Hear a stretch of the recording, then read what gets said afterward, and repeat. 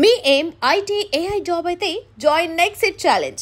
Job తెచ్చుకోండి, 5 లక్షలు తీసుకోండి. Ladies and gentlemen, welcome to iDream Media. నేను ప్రియదర్శన్. సో నాతో పాటు ఉన్న గెస్ట్ ఎవరంటే రాను బొంబాయికి రాను. ఆ సాంగ్ ఎంత ట్రెండింగ్లో ఉందో అందరికీ తెలుసు. ఆల్మోస్ట్ ప్రతి ఒక్కరు, మన తెలుగు వాళ్ళు అయితే ప్రతి ఒక్కరు కూడా మిస్ అవ్వకుండా వినేసి ఉంటారు ఆ సాంగ్ని. ఆల్మోస్ట్ 530 మిలియన్ దాకా వెళ్ళిందనమాట సాంగ్. ఎంతో పెద్ద సూపర్ సక్సెస్ఫుల్ అయిన సినిమాల్లో కూడా ఇలాంటి పాటలు అయితే ఉండవు. ఒక్క పాట 6 జీవితాలను ఆల్మోస్ట్ మార్చింది. అందులో ఒక వ్యక్తి మనతో పాటు ఉన్నారు. ఆయనే ఆ సాంగ్ యొక్క ఓనర్ అనమాట. దాని ప్రొడ్యూసర్ వలి గారు అలియాస్ శ్రీవలి చైతన్య గారు. మాట్లాడదాం. హాయ్, నమస్తే అండి. హాయ్ అండి, నమస్తే. బాగున్నారా? యా, ఫైన్ అండి. సో ఫస్ట్ ఆఫ్ ఆల్, అసలు అంత పెద్ద హ్యూజ్ సక్సెస్ అనిపించింది. రీసెంట్గా కన్నడలో 2 సినిమాలు వచ్చినాయండి. ఒక 2 years బ్యాక్ చూసుకుంటే KGF 2 ఒకటి, కాంతారా ఒకటి. ఇది 16 కోట్లు ఎంతో పెడితే 400 కోట్లు వచ్చిందంట కాంతారా. ఇదేమో 150 కోట్లు పెడితే 1150 కోట్లు వచ్చిందంట. అసలు ఏంటి ఇన్కమ్ అనుకున్నాం. ఇప్పుడు అలాంటి సినిమాలు ఎలా ఉన్నాయో, బ్లాక్ బస్టర్ సినిమాలు, బ్లాక్ బస్టర్ పాట మన రాను బొంబాయికి రాను. బడ్జెట్కి రెవెన్యూకి ఇంత తేడా ఉంటుంది కదా సార్. యా. బట్ మీరు ఏదైతే బిలీవ్ చేసి డబ్బులు పెట్టారో, పని చేయాలి, ఫలితం ఆశించకూడదు, మీరు అది చేశారు. ఈరోజు ఫలితం ఊహాతీతంగా వచ్చిందనమాట. First of all congratulations. Thank you so much అండి. యా, నేను కూడా అనుకోలేదు. అంటే హిట్ అవుతుంది అనుకున్నాం, కానీ ఇంత పెద్ద హిట్ అవుతుందని అసలు ఎవరు అనుకోలేదు. 500 నెంబర్ అనేది చాలా మందికి డ్రీమ్ అండి. యాక్చువల్లీ మా ఫోక్ ఇండస్ట్రీలో అయితే అసలు ఇంపాసిబుల్. 500 మిలియన్ అనేది చాలా చాలా, అది అలాంటిది ఇది 6-7 monthsలోనే కొట్టేసింది. చాలా హ్యాపీ అసలు. యా, అండ్ మోర్ ఓవర్ ఏంటంటే మేము 500 మిలియన్ తర్వాత ఏదైనా ఈవెంట్ ప్లాన్ చేస్తారేమో అని ఎక్స్పెక్ట్ చేసాం.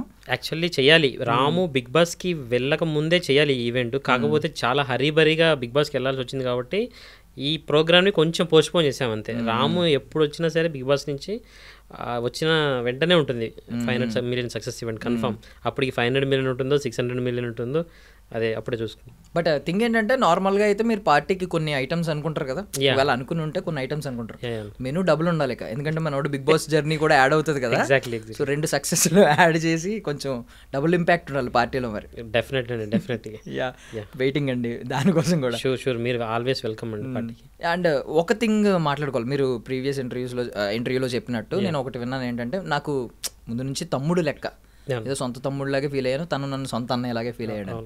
నాకు అది ఎక్కడ కనిపించిందంటే, ప్రొడ్యూసర్ మీరు ఈక్వల్ షేరింగ్ రెవెన్యూ అనుకున్నారు, అక్కడికి తనకి న్యాయం చేశారు. బట్ థింగ్ ఏంటంటే తన ఛానల్లో అప్లోడ్ చేశారు. అదేంటంటే తన ఛానల్ తనతో పాటు లైఫ్ లాంగ్ ఉండే ఛానల్ ఒక రేంజ్లో గ్రో అయింది. 1 lakh నుంచి ఇప్పుడు 16 లక్షలు 17 లక్షలు వెళ్ళిందంటే అసలు సూపర్ సక్సెస్. తనతో పాటు లైఫ్ లాంగ్ ఉంటుంది ఆ ఛానల్. ఇక్కడ మీరు ఎక్కడా కూడా ఆలోచన లేదు, నా ఛానల్లో అప్లోడ్ చేసుకుంటే నాకు వస్తుంది కదా, ఛానల్ నాతో పాటు కంటిన్యూస్గా ఉంటుంది కదా, నేను ఆలోచన లేకుండా తను అడగగానే తన ఛానల్లోనే అప్లోడ్ చేద్దామన్నారు. అక్కడ నాకు నిజంగానే ఒక సొంత తమ్ముళ్ళ ఫీల్ అయ్యారేమో అనిపించింది. అది రాము మీద ఉన్న కంప్లీట్ నమ్మకము అండ్ మా ఇద్దరి మధ్యన ఉన్న బాండింగ్, అదే దానికి రీజన్. యాక్చువల్లీ ఇద్దరి మధ్యన మాకిద్దరు ఎటువంటి డిఫరెన్సెస్ ఏం లేవు. అంటే ఇంకా ఈక్వల్. వాళ్ళ ఇంట్లో 3 అన్నదమ్ములు 2 అక్క చెల్లెళ్ళు, నేను 6వ వాడిని అంతే. వాళ్ళు అలా ఫీల్ అవుతారు. నేను కూడా మా ఇంట్లో నాకు ఒక తమ్ముడు ఉన్నాడు, ఆ తమ్ముడు తర్వాత మళ్ళీ నాకు ఇంకో తమ్ముడు రాము. అలా ఉంది. అండ్ మీ గురించి కొన్ని విన్నానండి, మీరు అది అన్నారు కదా, మీరే చెప్పారు లాస్ట్ ఒక సినిమా తీసాను మొత్తం చాలా నష్టపోయాను.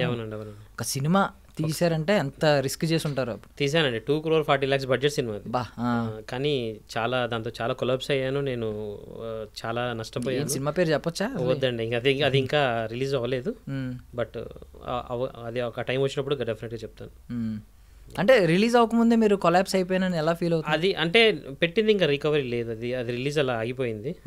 దాని తర్వాతనే నేను చేద్దాం అనుకుంటున్నారా? రిలీజ్ అయితే టైం వస్తుంది దానికి, అది కొంచెం వేరే ప్రాసెస్లో ఉంది, చెప్తాను. బట్ రికవర్ అయ్యారా అప్పుడైతే దీని దెబ్బతో? రాను బొంబాయి రాను పాటతో అంటే దీని బిఫోరే రికవర్ అయ్యాను. వేరే అంటే నేను యాక్చువల్లీ దీని బిఫోర్ వేరే బిజినెస్ ఎంటర్ప్రీనర్గా ఉన్నాను, వేరే బిజినెస్ చేసి కింద మీద పడి ఓవరాల్గా దీనికి బిఫోర్ ఇంకో 2 songs తీశాను. ఫస్ట్ సాంగ్ వచ్చేసి తెరీ మేరీ కథ అని ఒక సాంగ్ తీశాను. అది 40 million అబోవ్ క్రాస్ అయింది. దాని తర్వాత సెకండ్ సాంగ్ మళ్ళీ రాముతో తీశాను, అది అంత ఏం వర్కౌట్ అవ్వలేదు. వెంటనే మళ్ళీ రాను బొమ్మే రాను చేశాను. మళ్ళీ థర్డ్ సాంగ్ ఇప్పుడు మళ్ళీ రాముతోటే ఉంది. రాము బిగ్ బాస్ ఇప్పుడు సెకండ్ సాంగ్ ఫస్ట్ సాంగ్ అనమాట మనోడితో చేసింది రాము. అది కొంచెం ఫెయిల్ అయినప్పుడు సెకండ్ ప్రాజెక్ట్ కి నెక్స్ట్ ప్రాజెక్ట్ కి డౌన్ వెళ్ళిపోవాలి కదా, విత్ డ్రా చేసుకుని ఎందుకు సక్సెస్ అవ్వట్లేదు మనోడితో వేరే వాడిని పట్టుకుందాం అనే ఆలోచన రావాలి కదా. లేదండి, గట్టి అంటే ఒక సాంగ్ తోటి అంత ఫైనల్ అవుతుందని అట్లేం అనుకోలేదు. నేను రాము కలిసి ట్రావెల్ అవుతున్నాం. ఒకటి అనుకున్నాం ముందే, ఒక 3 songs అనుకున్నాము.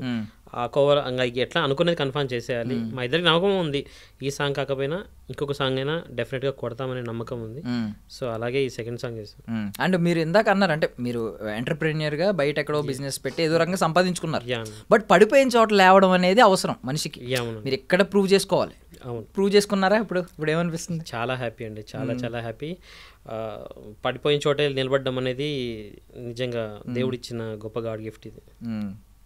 ఏంటి ఇప్పుడు అంటే సినిమాలో బడ్జెట్ పోయినప్పుడు పెట్టింది రికవర్ అవునప్పుడు ఎవరెవరు నిందించారు మిమ్మల్ని? వాళ్ళందరూ ఇప్పుడు వాళ్ళ ముఖ చిత్రాలు అడుగుతాం కదా, వాళ్ళ రెస్పాన్స్ ఏంటి ఇప్పుడు? పోయినప్పుడు అయిపోయింది ఆబ్వియస్లీ అంటారు, నీకెందుకు ఇంత సినిమాలు చేయడం ఎందుకు, అవి చేయడం ఎందుకు, ఇంత అవసరమా ఇది అని. బట్ ఈ రోజు హిట్ కొట్టిన తర్వాత మళ్ళీ వాళ్ళే తిరిగి కాల్ చేసి అందరు కంగ్రాచులేషన్ చెప్పి అసలు చాలా మంచి పొజిషన్కి వెళ్ళావు, చాలా సంతోషం, ఇంత మంచి సక్సెస్ కొట్టాను, మళ్ళీ తిరిగి వాళ్ళే అప్రిషియేట్ చేస్తున్నారు. అంతే ఇంకా ఎక్కడైనా జరిగేది ఇంక ఇది. So happy, I'm happy. అంటే నేను రాను బొంబాయికి రాను కదా మీ సాంగ్, నేను ఎక్కడ ఫోన్ చేసి అడిగితే రాను ఇంటర్వ్యూకి రాను అంటారేమో అనుకున్నాను. బట్ ఎనీవే అడిగ్గానే ఓకే చెప్పారండి. థ్యాంక్ యూ అండి, మీరు కూడా ఈ అవకాశం నాకు ఇష్టం.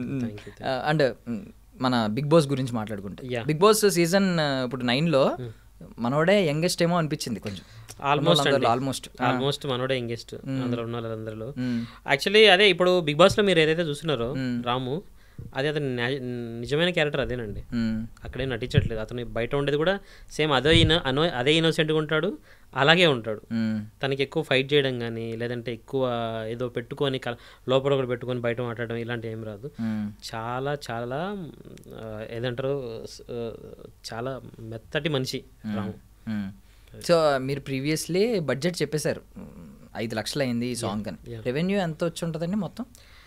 అంటే నేను చెప్తే ఇప్పుడు మళ్ళీ ఆల్రెడీ మధ్య బాగా పబ్లిసిటీ ఇదే అయిపోతుంది, వస్తారేమో.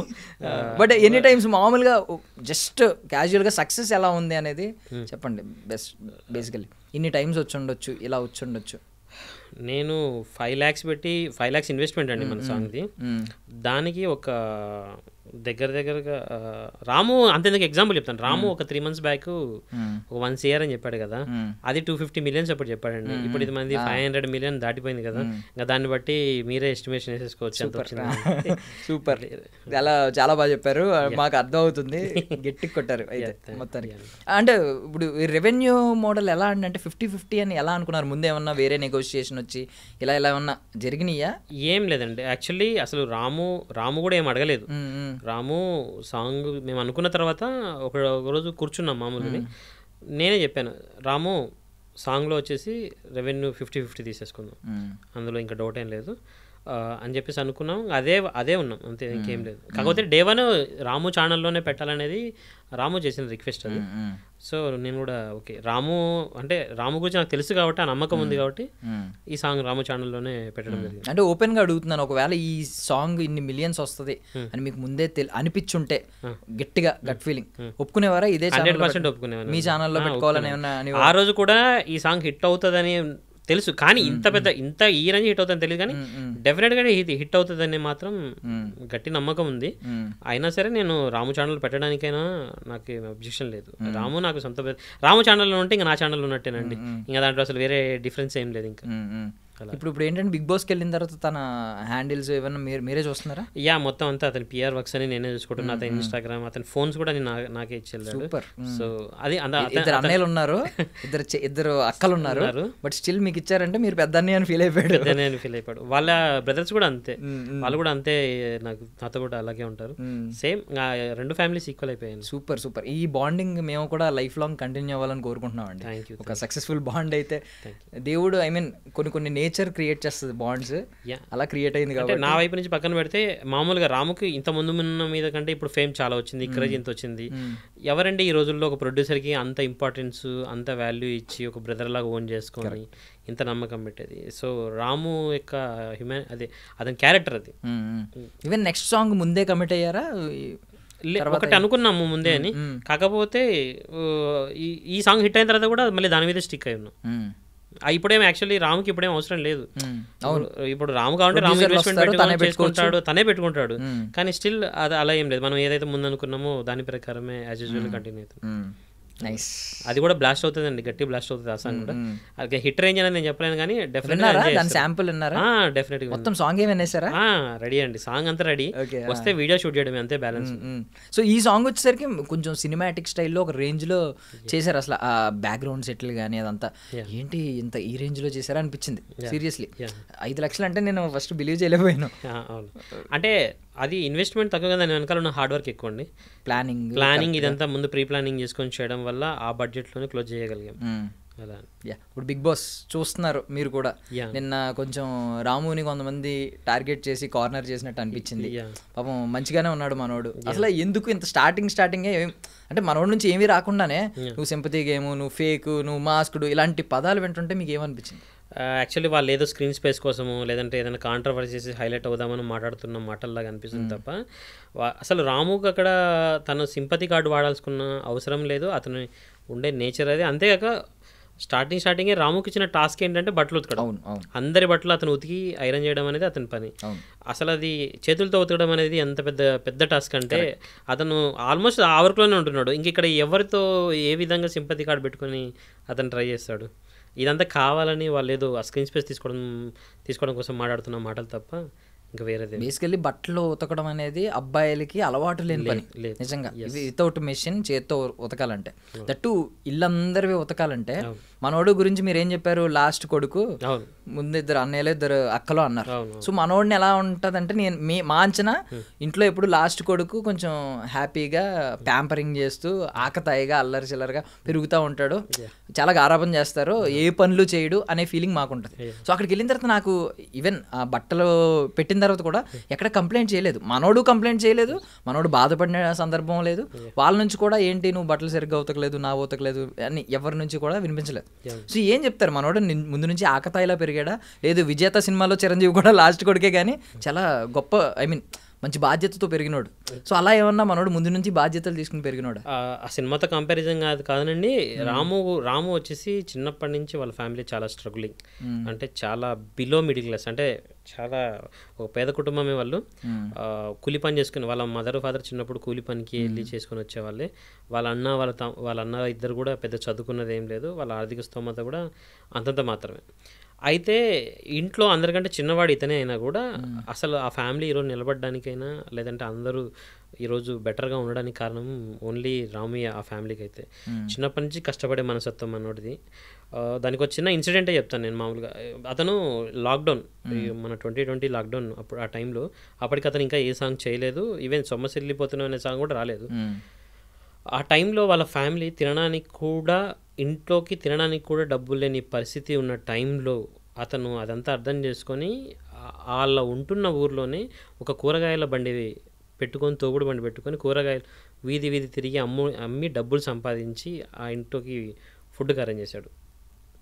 అంత అంటే వయసులో చిన్నవాడైనా అంత పెద్ద బాధ్యతలు తీసుకున్న పర్సన్ అతను రాము. సో మనోడైతే అలా చిన్నప్పటి నుంచి అలా పెరగలేదు. ఈరోజు ఆ బట్టలు ఉతుకుతున్నాడంటే కారణం చిన్నప్పటి నుంచి ఆ స్ట్రగులింగ్లో అతను ఉండడం వల్లనే. మీరు చెప్తే కానీ ఇప్పుడు తెలియలేదు లాక్డౌన్లో ఇలా ఉన్నాడా? అవునండి చాలా బిఫోర్ అతను ఈవెన్ బొంబాయి రాను బిఫోర్ వరకు డీలోకి ఎంటర్ అవ్వక ముందు కూడా చాలా స్ట్రగులింగ్ ఫేస్ చేశాడు. బట్ కష్టం విలువ తెలిసినోడు ఎప్పటికైనా సక్సెస్ అవుతాడు. ఎగ్జాక్ట్లీ. అది ఇప్పుడు చూడొచ్చు, రేపు చూడొచ్చు, ఎల్లుండి చూడొచ్చు. బట్ ఆల్రెడీ మనం చూసేసాం రాము రాథోడ్ సక్సెస్ అయితే. సో అది ఇంకా మనమే కాదు, ప్రపంచం చూసేసింది. అవును. అండ్ అప్పుడైతే నాకు బాగా అనిపించింది, బిగ్ బాస్ హౌస్లో మీకు ఎవరు రాముని సపోర్ట్ చేస్తున్నారు కొంచెం అనిపించింది, ఎవరు కావాలని కార్నర్ చేస్తున్నారు అనిపించింది. నాకైతే భరణి అన్న బాగా అర్థం చేసుకున్నారు రాముని. యాక్చువల్లీ రాము గురించి ఆయన 2-3 సందర్భాల్లో కూడా చెప్పాడు బిగ్ బాస్ హౌస్లోనే. చిన్నవాడైనా సరే వాళ్ళ ఫ్యామిలీని అంత పొజిషన్ తీసుకొచ్చాడంటే చాలా గ్రేట్ విషయం అని అది బాగా అర్థం చేసుకున్నాడు. రాము ఒరిజినల్ క్యారెక్టర్ని ఇదంతా బర్నీ గారు బాగా క్యాచ్ చేశారు. ఆపోజిట్ అంటే ఈ కామనర్స్ ఎవరైతే ఉన్నారో అంటే నేను వాళ్ళకేమీ వ్యతిరేకమేం కాదు, కానీ కాకపోతే వాళ్ళు ఏదో స్పేస్ తీసుకోవాలి, ఖచ్చితంగా నెగిటివ్ ఏదో మాట్లాడాలి అన్న విధంగా, నెగిటివ్ ఏదో చేసి మనం ఖచ్చితంగా కనిపించాలి, హైలైట్ అవ్వాలన్న విధంగా మాట్లాడుతున్నారు, కానీ ఒక లాజిక్ పాయింట్ అయితే లేదు. నిన్న మనీష్ గారు కూడా రాము గురించి నువ్వు సింపతి కార్డు వాడుతున్నావు అది ఇది అన్నారు, కానీ అసలు సింపతి కార్డు వాడడానికి అక్కడ అసలు ఆప్షన్ కూడా లేదు. రాము ఏమన్నాడు సింపతి కార్డు అంటే, ఏం వాడాడు అసలు ఏం వాడాడో కూడా అది రీజన్ లేకుండా చెప్పేస్తాడు. నేనే బట్టలు తూగుతున్నా అని బాధపడినా ఒక సింపతి, లేదంటే నేనే చిన్నోడిని అందరిలోకి అని చెప్పినా, లేదు ఇంట్లో వాళ్ళు మిస్ అవుతున్నాను అని కొంతమంది ఏడుస్తున్నారు ఆల్రెడీ. మనోడు యాడ్ అవడం కూడా నేను చూడలేదు. అదేమీ లేదు, ఏదో జస్ట్ హైలైట్ అవ్వాలని మాత్రం చెప్పినట్టే ఉంది మనీష్ గారు. మంచోడు అని ప్రూవ్ చేసుకోవడానికి ట్రై చేస్తున్నాడు అనేది వాళ్ళ పాయింట్. కానీ రాము ఒరిజినల్ క్యారెక్టర్ అదేనండి. ఇతను ఇక్కడ నుంచి అతను బిగ్ బాస్ హౌస్లోకి వెళ్ళేటప్పుడు మేము అనుకున్నదైనా రాము అనుకున్నదైనా ఫేక్ వద్దు, ఏదో ఆడాలని ఆడేది వద్దు, నీ ఒరిజినాలిటీ ఏది ఉందో అదే చూపించు జనాలకి. రాము కూడా అదే చెప్పాడు, నేను ఒరిజినల్ అదేది ఉందో అదే ఆడతాను, వేరేది ఏది చూపించదని చెప్పేసి వెళ్ళాడు. సో మనం ఏదైతే చూస్తున్నామో ఇన్నోసెంట్ ఫేస్, అదంతా ఇన్నోసెంట్ ఫేస్ కదండి, రాము ఉండేది అలాగే, బయట బేసిక్గా ఉండేది కూడా అలాగే. సో కొంతమందికి డౌట్ ఉండొచ్చు, సో ఆ బేసిస్ మీద అడుగుతున్నాను. నార్మల్గా బిగ్ బాస్లో కొంతమంది ముందు ఎవరి కాల్లో ఒక స్ట్రాటజీలు ప్లానింగ్స్ ఉంటాయి.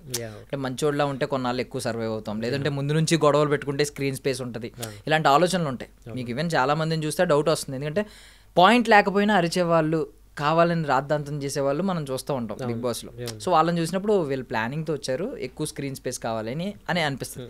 కొంతమంది ఇప్పుడు రాము లాంటి వాళ్ళని వీళ్ళు నిందించేది ఏంటంటే, మంచోడ్లా ఉంటే ఎక్కువ సర్వైవ్ అవుతావు అనే ఫీలింగ్తో నువ్వు మంచోడ్లా ఉంటున్నావు అని. సో ఏంటి రాము స్ట్రాటజీ ఏంటి అసలు బిగ్ బాస్లోకి ఎంటర్ అయ్యే ముందు? అసలు స్ట్రాటజీస్ అని ఏమనుకోలేదండి. రాము ఏదైతే తను ఒరిజినల్గా క్యారెక్టర్ ఏది ఉందో దాంతోపాటు ఆడుకుందామని వెళ్ళాడు. అలాగే అర్థం ఇన్ని గెలవాలనే ఏం వెళ్ళలేదు, వెళ్ళిన వాడు మంచి పేరుతోనే బయటికి రావాలి. అతను ఏదైతే బయట ఇక్కడ ఏదైతే ఇండస్ట్రీలో మంచి పేరు తెచ్చుకున్నాడో అదే పేరుతో బయటికి రావాలనే ఉద్దేశంతో వెళ్ళాడు. So go with the flow. మీరేమైనా ఇన్పుట్స్ ఇచ్చారా వెళ్ళినప్పుడు ఇలా ఉండు? నేను చాలా చెప్పి పంపించానండి, కానీ నేను చెప్పిన అతను ఫేక్ గేమ్ ఆడాడు కదా, అందుకే నేను చెప్పిన ఇన్పుట్స్ ఏం తీసుకోలేదు. అతను ఎలా ఉన్నాడో అలాగే ఆడుతున్నాడు. మేము చాలా చెప్పి పంపించాం, కానీ ఏవి తీసుకోలేదు. అతను ఒరిజినాలిటీ ఆడుతున్నాడు. And for more videos, please subscribe to iDream. Please subscribe to iDream. Please subscribe iDream. And please subscribe to iDream. For more videos, subscribe to iDream. please like, share and subscribe to the channel. Congratulations, iDream. Subscribe to iDream. Subscribe to iDream. So subscribe to iDream Media. iDream ki iDream team andarki huge congratulations. Please subscribe iDream Media. Please subscribe to iDream. Subscribe iDream. Please subscribe to iDream. iDream అంటే నా కళల channel subscribe చేసుకున్న నోరు తిరుగుతలేదు, మీరైతే గంట గుర్తు కొట్టండి. For more such videos, please subscribe to iDream. Subscribe to iDream. Please subscribe to iDream. Please subscribe iDream Media. Please do subscribe to iDream. Please subscribe to iDream Media. For best entertainment and information, please subscribe iDream. And don't forget to subscribe to iDream.